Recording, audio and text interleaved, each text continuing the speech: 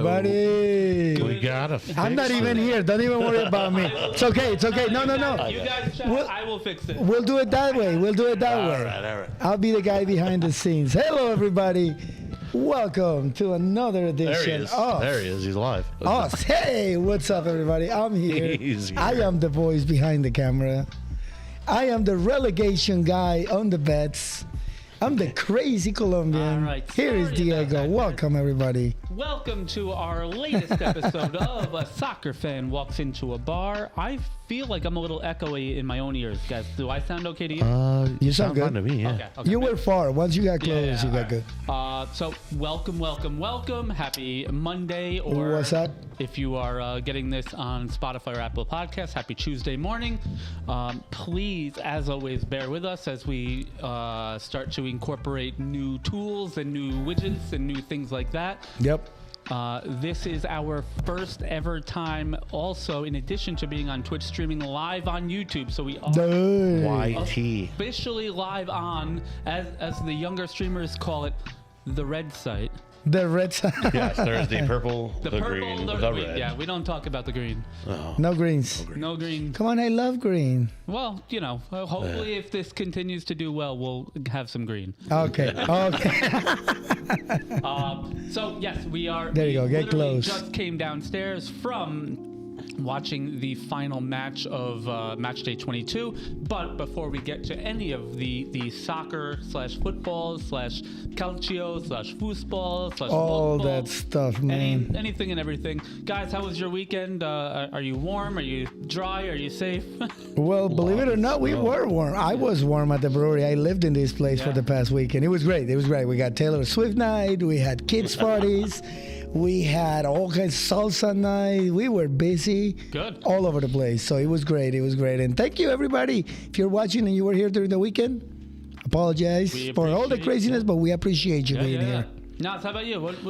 I was surrounded by the body heat of 14 other nerds. Okay. We had Yeah. a Warhammer tournament. I placed 8th out of 14th, which is not bad considering the skills of some of the players that were there. They were high, yeah. Yes. It was incredible to see a lot of people come out. It was Stacy's first big Warhammer event. Yeah. So it was really good to see. We had 14 people signed up within the first day. So that's awesome. So it was literally just us waiting for the month-long wait. If you build it, they will come. Yes, exactly. That's basically what it is. So yeah, and like I said, we are now live on YouTube as well. We are trying to figure out. I think we have it down, but we're trying to figure out a way to.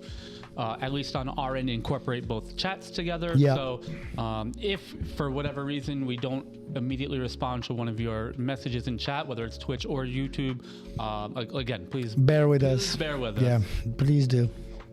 All right, so let's hop right into it. We had some midweek matches in the EFL Cup, also known as the Carabao Cup, also known as the League Cup, also known as the Gummy Bear Cup for some others. This is a two-legged affair in the semifinals.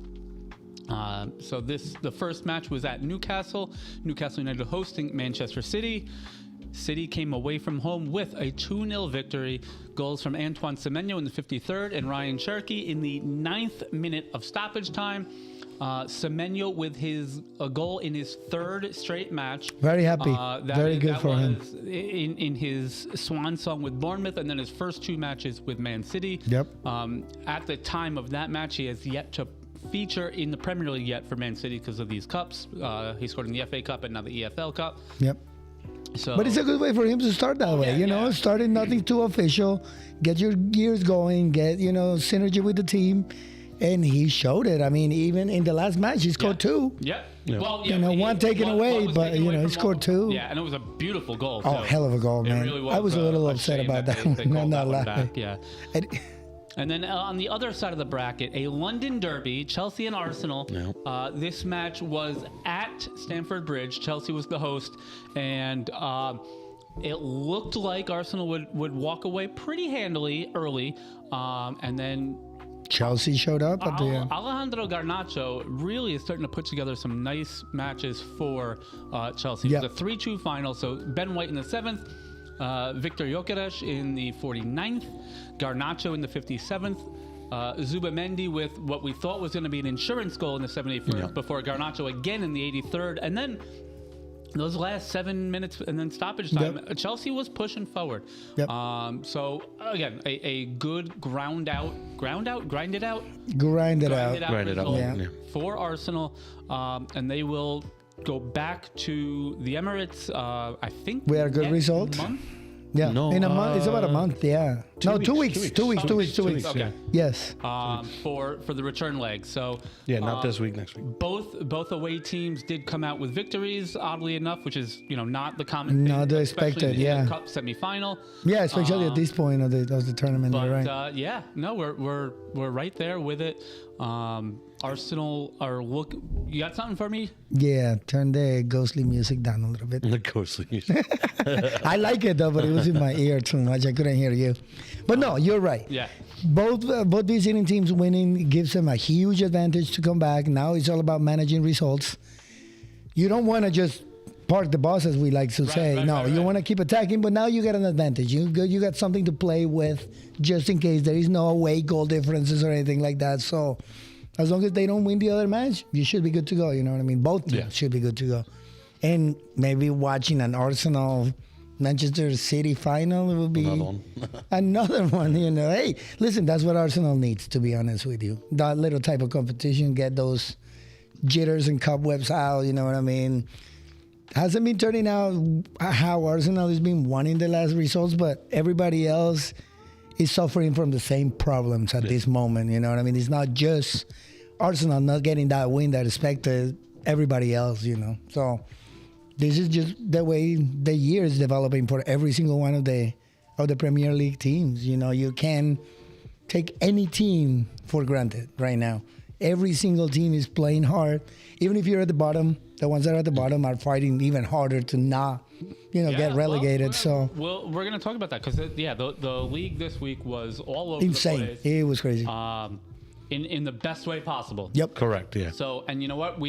Because we ran our extra long 3-minute ad break early in the show. We don't have to do it now. We don't have to do it right now. So that puts us right on time, kind of. So let's jump right into it. The weekend kicked off match day 22 with a Manchester derby. Interim, or I don't even know if he's interim or more of a caretaker manager at this point, but Michael Carrick leading the charge at Manchester United. Yep. This was, had everything written on it about Man City Yep. taking this, this match. Well, they did in the last Manchester derby, which they had at home. Right. So a lot of people expected the exact same thing going on. But again, you have, different stories from both. United, who at one point in time was at the bottom of the table, fought their way back up. You have City, who's sitting at the top of the table and fighting to stay up there. Yep. It's very strange. It's a very strange Premier League. Yeah. No, and the situation is the teams that are coming up from the bottom. Yes. Those are the ones that are really giving hell to the top of the league teams. You know what I mean? Like every single team that was not getting results 5-6 weeks ago. Red Black, what is going hey, on, brother. Hello. Guten Tag. Well, for him, it's almost good morning. Oh, yeah. Guten Morgen. Guten Morgen, then. Thank you very much, Red Black. We love you, man. But yes. Go on. Yes, the teams that were down, they finally kind of got the rhythm. Manchester United, Nottingham Forest, West Ham United, Aston Villa, even though whatever happened, they are getting into this rhythm. So nowadays, there is no guarantees right now. At this point in the Premier League, absolutely no. Red Black says Guten Tag sounds perfect. Oh, I appreciate you, man. I'm not too good at German, but my mom loves Germany, so and then, I learned a little bit. Red Black, I don't know if you were here early in our show when we kicked off, but we are doing our first ever multi-stream. We're live on YouTube as well. So like I said, if we miss any chat messages from either of the platforms and we don't respond immediately, please forgive us. But yeah, so Manchester Derby, United And it could have been a lot worse. Let's be honest. Yep. It was a 2-0 final. And Buemo scored in the 65th. Patrick Dorgu in the 76th. There were multiple posts hit, multiple for goals both teams called back for offside. Yep. Gigio Donnarumma made some incredible saves. Oh my God, yes. The one thing I will say was, and we talked about it in the Discord live during the game, Diogo Dalot, in my eyes, should have been immediately sent off from that first half challenge. Stud showing up to the knee and upper shin area of Jeremy Doku. Yeah, no, that was a dangerous foul. He didn't snap his leg. So obviously that would have changed the match incredibly. City were held to no shots on target. They're winless in their last 4 now in the Premier League. But to City's credit and to Guardiola's credit, he was asked post-match about the Dalot tackle and no red card. He said, for me, it was a red card, but we can't do anything. We can't do anything about it. Nope. And we can't blame the loss on that. So, exactly. That is the philosophy. Putting blame is on the fans. We get the right. We reserve the right to blame people and complain about things and all this stuff. But okay.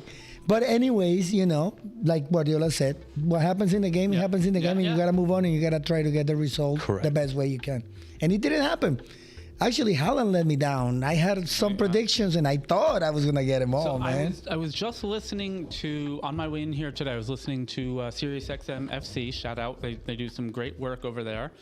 And I believe it was Tony Meola and Brian Dunseth chatting about this match, and they said in 6 of the 7 matches that Erling Haaland has played against Lisandro Martinez, he has not scored. Yes. I didn't even realize that, but you're absolutely right. So for whatever reason, Lisandro Martinez has his number. He's got him in his pocket. Call him daddy. It's because realistically, Erling Haaland has been wildly successful. Against anybody and everybody. Yep. And for that, aberration of a stat to have made its way out really is incredible. And honestly, now that you mention it and thinking back about the game, he does have his own formula with them. Yep. You know what I mean? He knows how to play him. Like, he keeps an eye on him, even if Haaland gets kind of lost in that transitional attack point. He always keeps an eye on him and finds the timing. To get in front of him as the ball is coming. So he closes those lines of attack that Haaland has, that you throw the ball in front of him, he gets you on the run. He can't do that with him. So, everybody should learn from him then, guys, to start taking notes. And that result puts City joint second. Elsewhere in the league, Chelsea with a 2-0 victory over Brentford. Joao Pedro in the 26th and a 76-minute penalty from Cole Palmer. And that serves as the first victory for new manager Liam Rossignol, son of Leroy Rossignol, who is a pundit and former manager in England.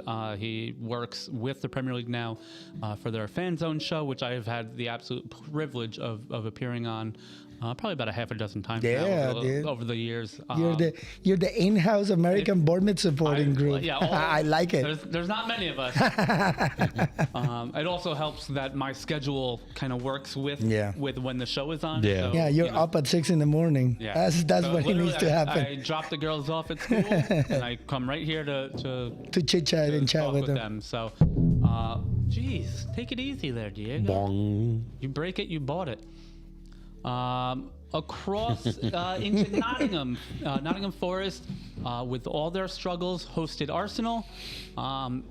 And wouldn't you know it, a scoreless draw, which I don't think any of the pundits or fans had predicted on either side. Yep. I don't want. I'm not a pundit, but I saw that one though. I did not see it. I saw it. Nottingham Forest plays so tough, and it's not. They play borderline dirty. And I'm not gonna. And objectively speaking, it's not a complaint about Nottingham Forest because that's the game they play. They constantly trouble you. They push you. They chip you like in the knee, at the calf. They do that. They make you earn every single inch of that field, and that is just the reality of that team. Yep. And they have gotten all these results against all the other teams. I was not surprised or upset about this. I mean, we talked about it in Discord. I literally said that. I was like, listen, Arsenal didn't get the result, neither any of the other teams. So, you know what I mean? Shit happens. Yeah. It is what it is. So again, elsewhere, we're just going to mention. Well, first of all, I want to say Arsenal for the second straight match did not concede a single shot on target, which has been. Well, again, you're every time we come into a team that has the chance to not I don't want to say not win against Arsenal, but their chances are not as high as the upper teams. They sit back and they don't get many chances on goal because they sit back and they make it frustrating for Arsenal, and that's the issue. Is like, you saw against Wolves where they had to fight into the own goals. You saw it with Liverpool last week. Liverpool had no shots on target against Arsenal. Arsenal kept putting everything they could into them, and they just couldn't. Just 11 men in the box. It's hard to get through. Exactly. That's soccer. That's just soccer. You know what I mean? There is no argument on that. Like, you sometimes get lucky, get 2 own goals. Yeah. Sometimes you don't. Sometimes you get a corner kick or a free kick and you score. That's just the way those type of games will develop. A 91st minute bicycle kick to Let's go. Oh, man, we'll talk about that when we get there, man. All right. So with that result and with the other results that happened around them, Arsenal now lead both Man City and Aston Villa by 7 points. Yep. I'm not even going to ask Nas. Diego, do you think that Arsenal wins the league from this point forward? You know me. That's been my position the entire time. This is a different Arsenal team. Same league. League hasn't changed from last year. All these things that are happening now happened in January last year. Yeah. It was Bournemouth instead of Nottingham, or it was this other team instead of. But the same dynamics are happening. Arsenal is getting those results that they did in the back. And I think they can handle it. They got this. They are going to get this. They have the belief. They have the mentality. They have the players. And they have the luck on their side. Yeah. I mean, I believe that. It sounds like Diego's got enough confidence in Arsenal for both of us. Yep, I do, man. Because Nas... I honestly do. Nas is not the most confident Arsenal fan in the world right now. Nope, not anymore. This will be our second time in this season being 7 points up. Yeah. Just kidding, you guys have it. This will be the second time. It's a roller coaster, my brother. They're gonna get close. Funny enough, City play Villa in the last game of the season.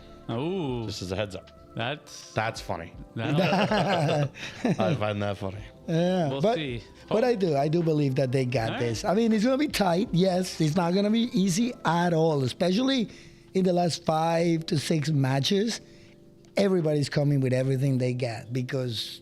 You're closing up. You're either getting relegated, you're trying to get into Europe. And I think those are most of the matches that Arsenal has at the end of the year. They have the bottom of the table and whoever is in between 10th and 6th right now. I saw the schedule a little bit. Yeah, so I took a look too. It's just... It's going to be hard, but I don't think... I've told, again, because...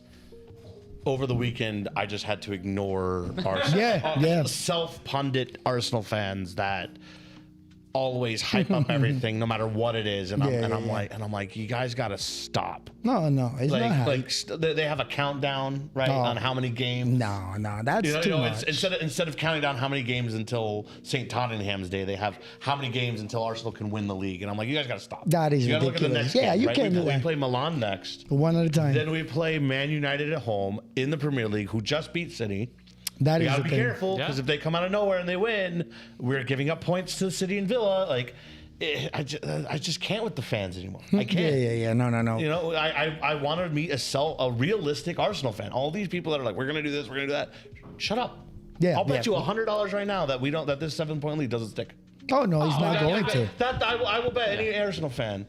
Right now, $100 that doesn't stick. No. And I told it to Pear. I told it to True. I was like, I'm not sitting here. There's no way. All right. Well, on a good note, my good luck streak for Wolves continues. Yes, dude. Ever since I wore that kit, I think I'm gonna try to make that go viral. I'm gonna get a picture of you from that day or something. I don't know. That kit. I think that was 2 or 3 weeks ago on show live on Twitch. And since then, Wolves have gone 5 straight without a loss, Yep. including a 6-1 drubbing of, I believe it was Shrewsbury, in the cup. But I mean, so they draw at home with Newcastle United, who has obviously much more firepower than Wolves. And it's incredible to see that my impact on the club is valid. is there. Is ever present. The luck continues, and now Bournemouth goes on elsewhere in the league. We mentioned it before with Arsenal still with a 7-point lead. That is because Aston Villa at home lost to Everton thanks to a Tierno Barry goal in the 59th minute. Yep. And then we finished up just now with Brighton hosting AFC Bournemouth, the Monday Night Football match. It was back and forth. Yep. So it was really tight. Had an ebb and flow. Definitely in the first half, the first 10-15 minutes, all Brighton. Bournemouth started to go into the game. Adley made a through run and just very slightly got clipped by the goalkeeper. We were chatting with all the Brighton fans upstairs. Was it a dive? No. Was it a stone cold foul? Also, no. He didn't dive. But if you're gonna complain, my problem with that is that the referee drew too much attention to it. If he would have let it go, no foul, corner kick or whatever, we move on. But once he yellow carded the attacker for diving, that's when things got crazy though. Because I don't think it was like a flagrant penalty, especially because he was going away from the goal. But once you made a point to make a, Right. I think looking at it, yes, by the letter of the law, it's a penalty. Is it on the softer side? Without a doubt. Yeah. My issue, and this is coming from a Bournemouth supporter, and I don't even know how this even factors in anymore because I can't make heads or tails of what the PGMOL does. I don't know if this matters, but like for me, Adley is not getting to that ball. Exactly. That was my thing. Well beyond the goalkeeper and further away from the goal. Yeah. With no contact, I still don't think he there touches was that no ball. chance of that being anywhere. That doesn't matter, at least for this instance. Yep. So a 32nd minute penalty for Marcus Tavernier, and then a 91st minute overhead kick. Might have been his first 2 touches of the match, to be honest. From the Greek freak Kostoulas. Even the Bournemouth players and fans were. There's no hating that goal. Gobsmacked. The Bournemouth goalkeeper just looked at the. There's nothing. Not only did he settle it with his chest and hit it properly, but it actually had a little swerve on it into the side net. Yeah, it really was. It was a special goal. It was a special goal. If that doesn't win goal of the week for the Premier League this week, I don't know what will. It should pretty much. Yeah, it might even be goal of the month material for Kostoulas. It's funny because I think somebody said that the goal, the Everton goal. Yeah, was the first one in like 6 matches or something like that. Somebody was talking about how several games over the weekend went 0-0 until the Everton match. It was Forest, Arsenal, Wolves, Newcastle. There were a lot of scoreless draws. Yep. And then you get 2 from the today. So sorry guys for those noises, but kitchen is being cleaned directly upstairs. We did have some not a private event, a public event, a kids DJ night. Or DJ afternoon rather, with the day off. For those of you that are not stateside, this is what a lot of English and Europeans refer to as a bank holiday. Yep. It's Martin Luther King Day, so all the schools, all the federal and banks and all that kind of stuff, they're all closed today. So with that, we are all set with the Premier League Match Day 22. We're going to jump over to some American news, but before we do that, we'll take a quick little break, guys. We'll see you soon. Hey, welcome everybody. Back to A Soccer Fan Walks Into a Bar. Beside me, I have Diego to the far. Well, I guess on your screens, it's the far right. Naz is in the middle, and I'm Dave. We've formed CDU Newburgh, a supporters group of soccer supporters. And this is our weekly podcast from around Orange County. This segment is called 100 Miles to Home. It is a quick overlook, obviously in the offseason, even quicker, but an overlook of all the professional clubs in and around our general area in the Hudson Valley of New York. So that will be New York Red Bulls, NYCFC, Gotham FC, Brooklyn FC, Hudson Valley Hammers, Westchester SC. When the Cosmos come out this oh summer. yeah, So we have plenty of professional soccer right here in the area. Obviously, with the current calendar, we're a little bit in the off season, so not a ton to talk about, but we do have a little bit of news actually for. No, and exactly that's the idea for us to get you guys ready, so you know your local teams, and maybe stick with us. And you can find new teams to support locally. You can go to the games. Let's grow the soccer scene in this area. All right. So with that, Red Bull New York have acquired 2 international roster spots from the Seattle Sounders for the 2026 season. In lieu of that, RBNY are sending $350,000 in general allocated money. Well, now you got to explain to me what that means. Nobody knows. Nobody knows. Okay. I will try my best to explain it. Maybe I'll even Google it real quick. And yeah, because what do you mean? They're sending $350,000 in GAM for this year, and then another $50,000 in GAM for the year after. So they're sending 400,000 GAMs, huh? Let me see if I can. Yeah. What the hell is that? So, I mean, I have an idea of what it is. I just want to get like an actual definition. No, I mean the international thing. So, like, you have a limitation, a limited amount of like international players or something? Yeah. So every team has a set number of allowed international roster spots. Okay. It's not dissimilar from other leagues. Okay. So yeah, they basically it's the way of kind of saying, keep American players in America. Yeah. Americans on the squad. But so New York traded and they get 2 extra international spots or something like that? For the next season. And Sounders don't. Correct. So they got to have all Americans pretty much. Let's just say, no. But let's say you get 10 international roster spots per year. So now this year, again, there might have been other transactions that have already altered that number. But just for a clean cut, if they both started with 10, Red Bulls now have 12, Sounders have 8. Oh, okay. That's interesting. I didn't know that because in no other league you can do that.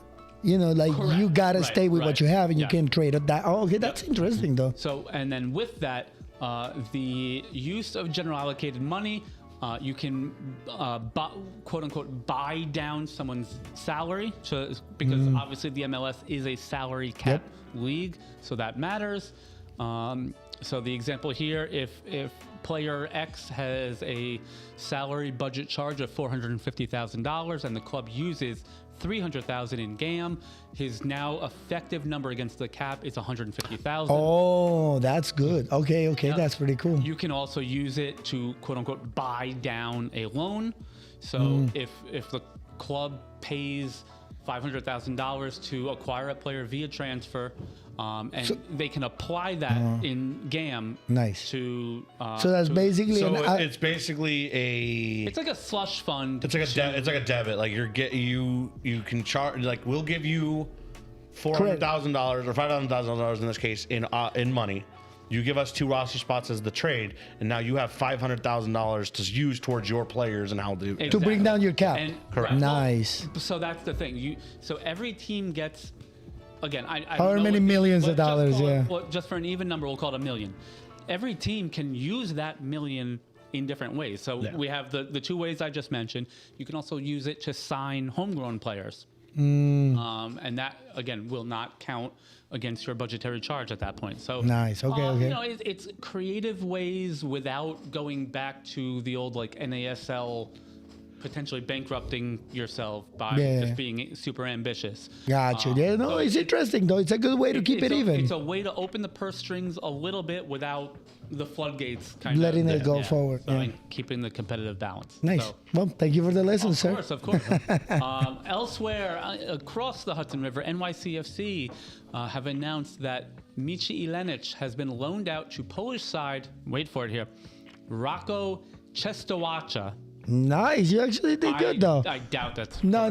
So is Czestochowa. It's a Chova. Chova. There we go. Yeah, Chova. But you got it. Listen to the Colombian being an expert in the Polish language. I drank enough vodka, man. That loan will go through December of 2026. So for all intents and purposes, Micha Ilenic will not appear in the MLS this year. Ilenic, who's 21, has one cap for the Slovenian senior national team. He has appeared for the youth national teams as well. He appeared in 22 matches across all competitions last year for NYCFC.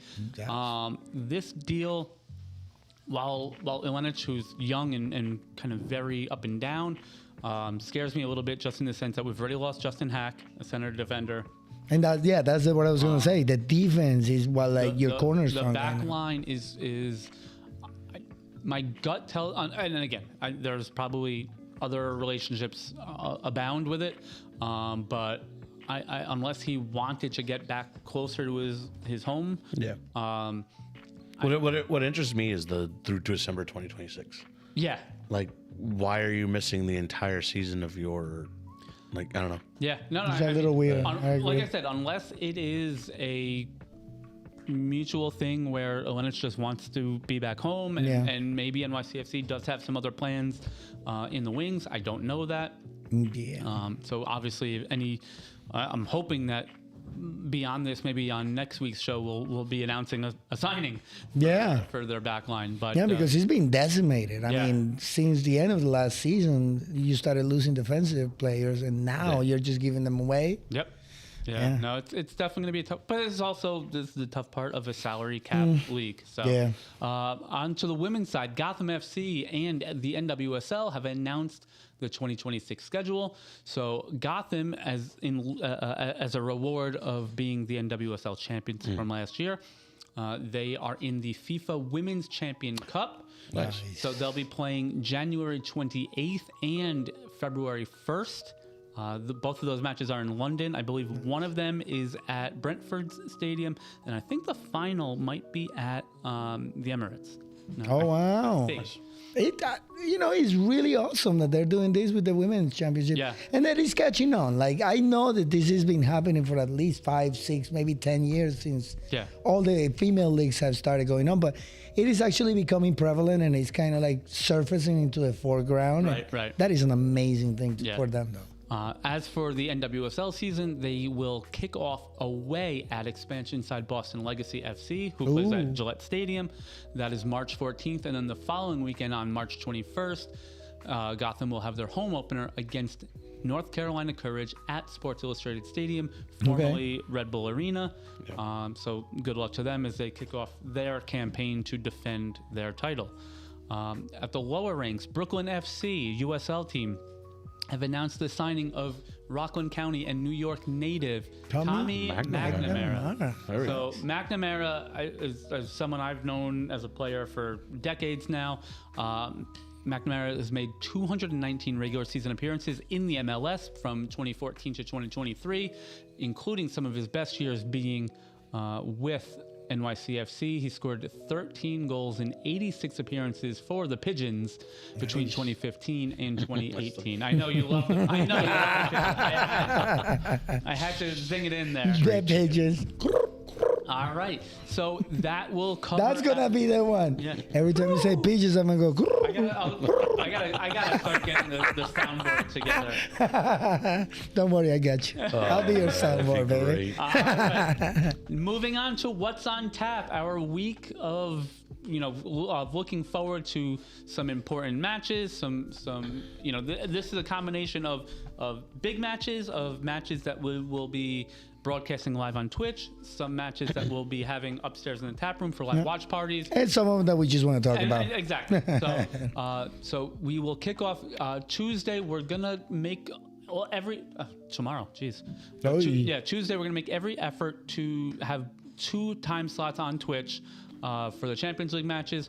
12:45. Red Black. He's in the YouTube. He's in YouTube. Let's go. Thank you very much, sir. First double supporter. Yes. Yeah. So Yes. Yes, we can read it. as Roud and Creer. Rowdy and Creer. Rowdy. Oh my gosh. So Red Black, I forgot to mention to you, we will be, I'm going to release some details in the coming days, but we are in talks with BVB Americas about doing a watch party for Der Klassiker at the end of February. So, Yeah. So we are working with them to get some giveaways, some merch, some raffles, and hopefully Maybe we'll make it a thing and try to do a first half transmission without the game, but we'll be up there. We got some interact with some people. Maybe the match, I believe, is February 28th, so we have some time to figure work that out. Those kinds of things. That'll be fun. Yeah. Anyway, getting back to what's on tap. So 12:45, Bodo Glimt hosting Man City, and then at 3 p.m. We have two matches that are of the utmost importance, at least in terms of the quality of teams. Yeah. Inter Milan hosting Arsenal, as well as the struggling Tottenham Hotspur against Red Blacks Borussia Dortmund. Yeah. Using the word quality for that last game is a little bit of a stretch. Yeah. On that. At least on one side. I mean, they have quality players. They just can't put it together. No, they sell their quality players. Well, What are you talking about? That is a thing too. But right now they're definitely struggling. Red Black says, let's go. Hopefully that works. Bayern's first L in the league. I'm doing I got Hey, listen, what was it? Madrid lost. Barcelona lost. Hey. City lost. Arsenal tied Nottingham Forest. We got a point from that. Should have been a handball. Listen, midnight strikes everybody. So hopefully, hey, who knows? That Klassiker. Yeah. Put on a Dortmund shirt for that day, I man. actually just ordered. Let's go. The Puma website had a huge sale, so I have a Dortmund and an AC Milan kit. Nice. Coming my way. So you better bring that luck for Dortmund that day. I will Then, try my best. as much as I love Lucho, we got Red Black here, Yeah, man. I believe it's I'm with you, man. last year's kit. Let me. Lucho. Yeah, Lucho. Oh, dude, he's playing so good over there. I know we sidetrack a little bit, but that was the best decision he could have ever done. That's the best decision Liverpool could have ever done for him. Every time you say that, all I think about is the Cartoon Network. Oh, yeah. Mucho Lucho. Mucha Lucha. You know what? I'm going to make a Lucho song with that theme. Yes, you just gave me a great idea. I have a guy actually that is doing a Colombia chant for the World Cup. I ordered last year's away kit. Ooh, all right. Yeah, great. Oh, the black with the white yellow stripe. Yeah. And the price, It's a banding. The price. Yeah, band. The price was right, so I'm a sucker for a kit on cheap sale. kit. A good deal. Anyway, so Wednesday I will be opening early for upstairs watch party in the tap room. Juventus Benfica. hosting Benfica in My boy Champions League. Rios, come on, he needs to get better on that. And then Friday, we have, oddly enough, we have a little bit of support here in the tap room for St. Pauli. No. Yeah. Well, Mike also, but... Mike, St. Paul. Yeah, you're right. And in addition, former NYCFC player and Westchester resident James Sands plays for St. Pauli. So I actually watched their last game. Yeah, the game against So good. The game against Dortmund. Dortmund honestly was, or I should say, St. Pauli was, in my opinion, a little bit unfortunate not to get the point there, but the Emre Can penalty at the end really sealed the deal for them. I mean, it is what it is. But yeah, so it's a Hamburg derby. St. Pauli hosting Hamburg 2:30 on Friday.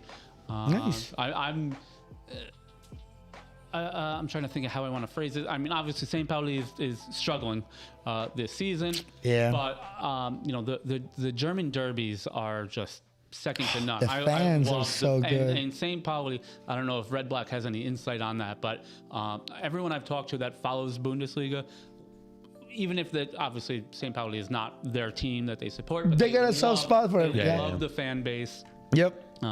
It certainly helps that they're struggling. So Nobody really- Bayern Munich could have a great fan base, but nobody wants to admit it because they're beating the hell out of everyone in Germany. Yes. So beyond that, we head into the weekend. Saturday morning, It is due to be about 4 degrees Fahrenheit here, so you'll see the three of us maybe in hat and Big glove. sweaters, baby. Maybe Big hat and sweaters. glove for the pour over bright and early. And then at 10 a.m. we have 2 kickoffs. Fulham hosting Brighton and Hove Albion, and Man City hosting Wolves. Hopefully my streak continues. Yes, sir. For Naz's sake. I need you to do that, sir. Bring that jersey on. Then in the 12:30 time. By the way, all of these kickoffs are Eastern Standard Time. So if you're on the East Coast of the U.S., these are the times that apply. If not, you can do the math and the Googles on your own. Yeah. So the 12:30 time slot, Bournemouth hosting Liverpool and Union Berlin hosting the black and yellow of Borussia Dortmund. Black and yellow. Ooh. And then the 3 o'clock kickoff, I don't know that will. I mean, if people want it, we have the means to get it on. Third place. Roberto, where are you? Yeah, Roberto, sí. We'll definitely want to watch it. Third place Villarreal hosting second place Real Madrid, and that is a match that could potentially spin the league one way or the other. Yeah. In La Liga. Then Sunday, 11:30 kickoff, Arsenal hosting Man United, a newly resurgent Man United here. Yeah. Against a, depending on who you talk to, struggling Arsenal. But all kidding aside, it doesn't matter where these two teams are in the table. When they get together, It's fireworks, baby. Exactly. Fireworks. Yeah, no, it's gonna be a really tight match. It's gonna be an excellent match to watch for everybody out there. Just don't miss it, even if he's not here with us. Don't miss it. Yeah. It's a must watch. And then Sunday afternoon, Serie A. Another must watch. Serie A is absolutely On fire right now. It's amazing how sometimes you'll go 3 or 4 weeks. We've had it with the Premier League too, where there's just 3 or 4 weeks in a row of just like no good matchups. No, you're talking about Arsenal's played the top 4 like 17 times this fucking season. For some god-awful reason. Every time we play a game, it gets the top 4. Yeah, no, but these are storyline matchups type deal. Like, what I mean? These things are the hype matches right now. At 12 o'clock on Sunday, we have 4th place Juventus hosting 3rd place Napoli. And then directly after that, 5th place AS Roma hosting 2nd place and my squad. Diego, throw me that hat. That hat. My incredible Christmas gift that I have to start breaking in now that it's not a tree topper. My AC Milan in 2nd place, looking to keep pace with Inter. They are currently 3 points back. So let's just see.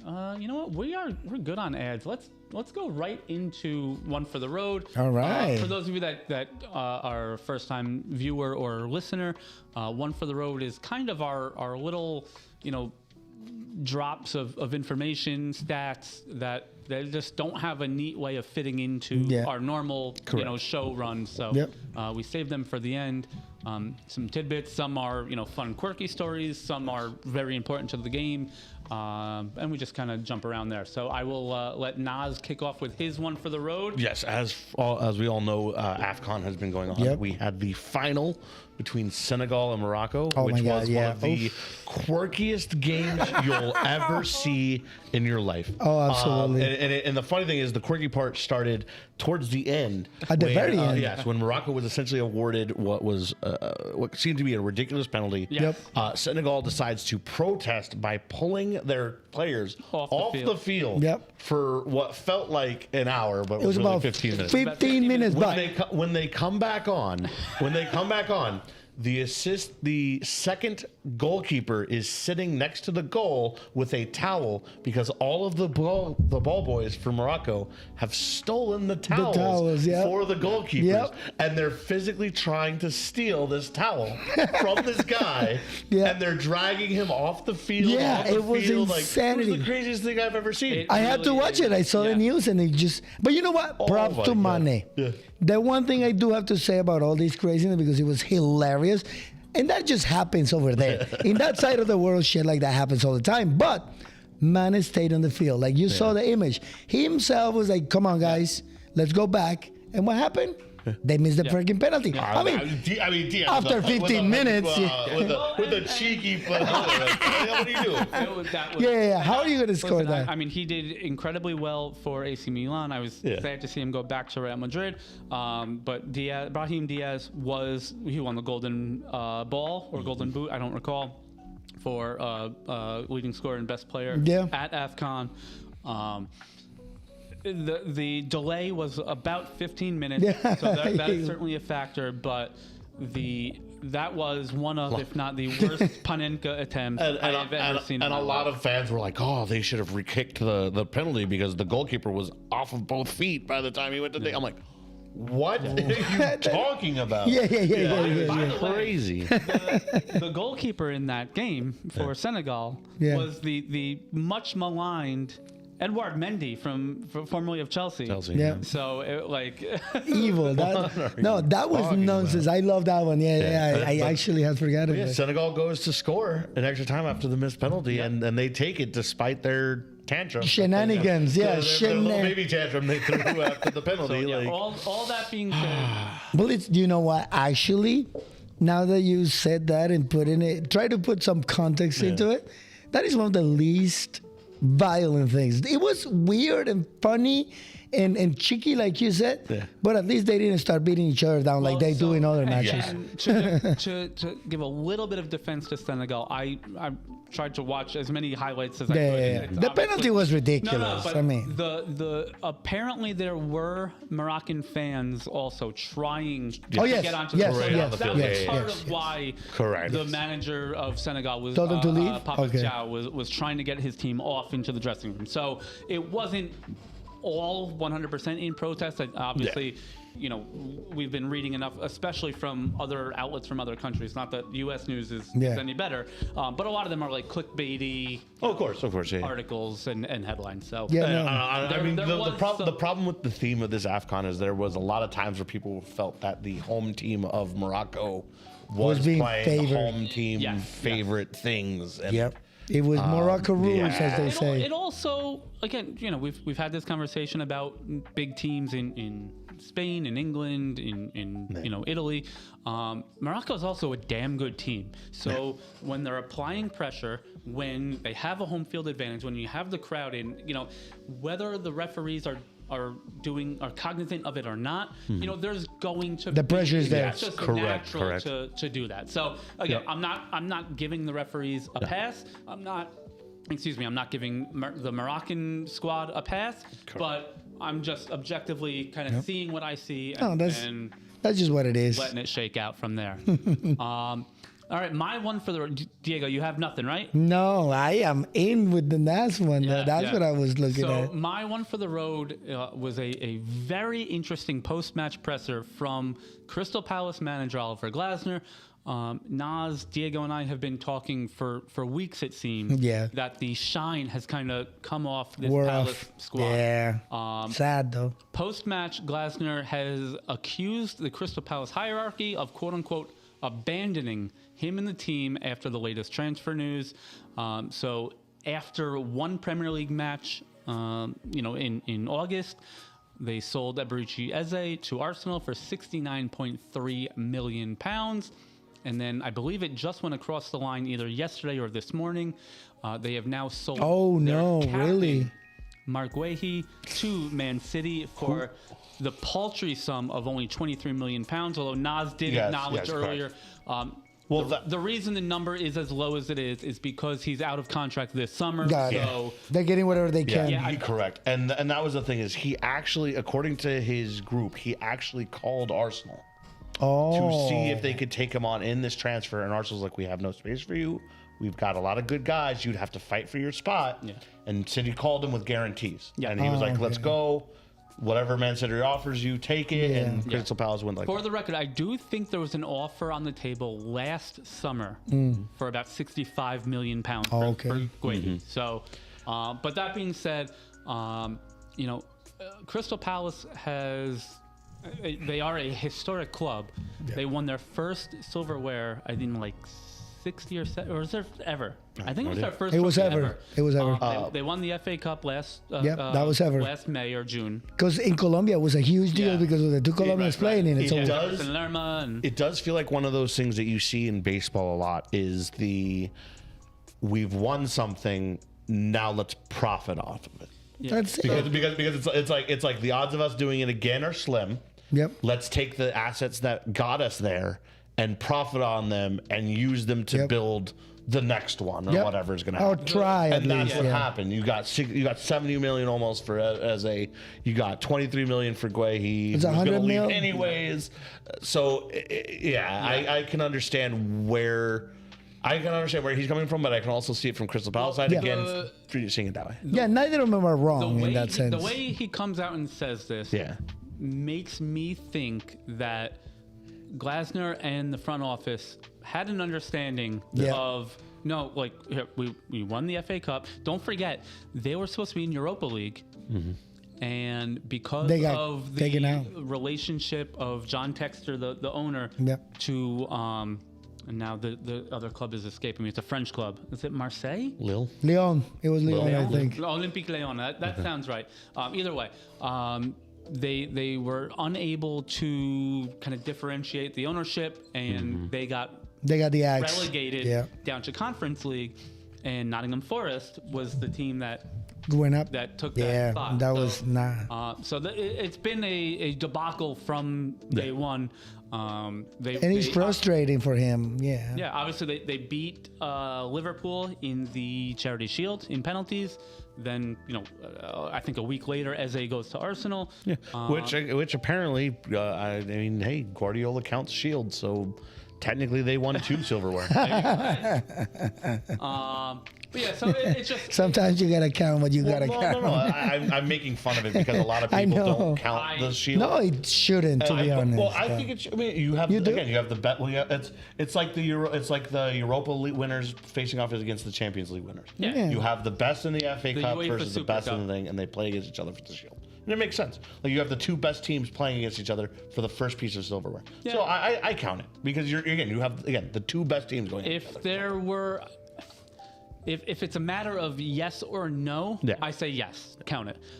But we all know there are interpretations or something. well, there are levels of accomplishment. Correct. Like, Correct. No, I hope I'm not disparaging anyone with this. Nobody thinks the EFL Cup is as important as the FA Cup or the Premier League. No. So again, is the EFL Cup a trophy? Yeah, of Sure. course. Yep. But does it have the same weight as something? Okay. So, Yeah. I don't know. If you ask Manchester United fans, it does. Didn't they win it last season? Oh boy. So yeah, Just to dig in there before the very game. tough season so far for Palace and Oliver Glasner. Yeah. Glasner also, by the way, has been mentioned in rumors for just about every opening. Oh, that no took way. place. Yeah. He's been mentioned for Chelsea, mentioned for United. He was mentioned in the Real Madrid opening. So, I think Glasner will be fine. Yeah. I was just listening to a news article this morning that basically Glasner has now put the ball in the Palace court here, and because he doesn't want to just resign and not help me or get rid of me. Yeah. and essentially also like, no, I'm not resigning, and you're not going to pay me. I'm staying here. Yeah. You do you, man. So- Yeah. And that's the thing. I mean, like you said, everybody's right. The ownership handles that as a business. He is committed to the team because he seems to be committed to the team. Yeah. But like you guys said, he's gotten offers now. He's gotten intentions from much bigger teams. So I bet you that also had a lot to play on his opinion and his reaction, because he's like, bro, people want me. Like, I am good and you are treating me like I'm not important for you. You know what I mean? Like, my opinion don't matter. We had an agreement, like you said. We were trying to do this. We were trying to build up on what we had. And then you kind of like took it back. Yeah. Again, I'm sure, in the years to come, a lot of news will come out about this. But as it stands, that's all the information that we have available to us. So on that note, that is going to do it for our first ever live multi-stream. Dual stream, baby. I think all things considered, I think it went pretty well. Worked really well. The YTT. Yes, we planned on about a 52-minute show, and we're at 62 minutes, so not the worst. Sorry, everybody. Well, again, if you subtract the 8 minutes of us waiting, Yes. you know, and then the 3-minute ad. No, that includes all of that. Yeah. So But again, there you go. We got it. For us, that is really good in terms of staying on schedule. Oh, yeah. Thank you, Red Black, for hanging out with us. Always. And hanging out in chat. Always, man. Going back to our last show, thanks to Nick's World of Football podcast, as well as RCD Espanol Australia. Oh, yeah. For the Twitch follows. That gets us to 40 followers. That hits our 40 We followers. got a big 4-0. Yep. So Shooting for that 5-0. let's get halfway to 100. So thank you guys so much for, excuse me, all that. Please do us a favor, like, share, subscribe. Share, and share Click even all more. those things. It helps us put out more content for you guys. Absolutely. We actually had a little meeting, was that last week? About like all the other, we're going to start doing some more short form content yeah. for you. Some newsworthy content in between our weekly podcast. Yep. So we're looking forward to getting all that in order for you guys as we approach the pre-World Cup time period. Give us a follow on Instagram. Find us we're still on Facebook.